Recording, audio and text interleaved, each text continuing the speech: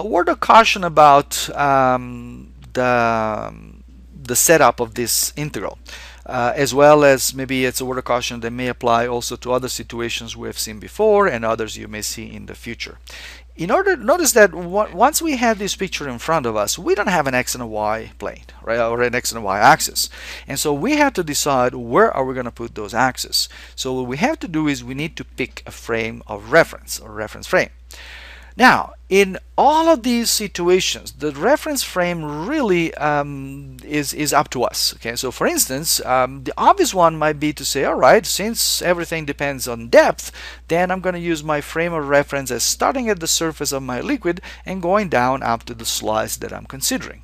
Fine and dandy. But in other situations, it may be easier actually to go the other way around. Start from the bottom of the pool or the ocean or wherever we're at, and consider that one as level 0 and then go up from there. Or in some situations, depending on the shape of the object that we're immersing in water, we may want to start actually in the middle of this object, especially when the object is a circle, and then go down or up. I mean, it depends. We can go either way. So we have a whole bunch of choices available, and we have to pick one of those. To a large extent, it is only a matter of convenience, and it doesn't matter which reference frame you pick. However, again, as I said, in some situation, a different choice may simply mean that you're going to set up an integral which is easier or more difficult to compute. But in terms of setting up the integral, it can always be done.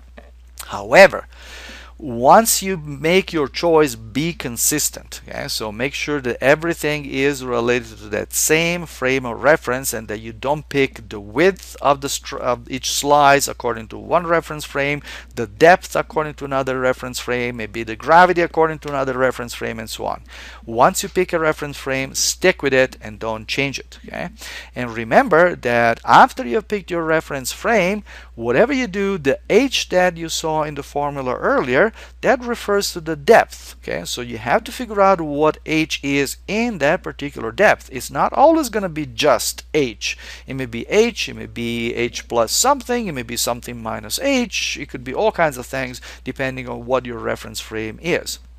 So just like we did in setting up or identifying radius and height in computation of volumes of rotation, the same way here, in each case we'll have to figure out what the height is, what the width of each strip is, and so on and so on. So just watch out as usual for these details because they're very, very important, and they need to be done correctly unless you find yourself with a very complicated integral to solve.